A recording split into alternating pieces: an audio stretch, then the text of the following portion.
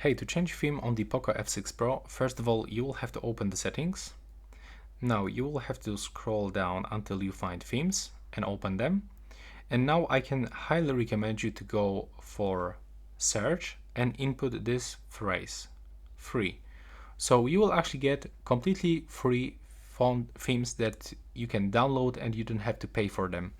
So if I want to get, for example, this one, it's called the Muscleman. I have to click on the download button. Now we have to wait for this downloading process, and now I can just click apply.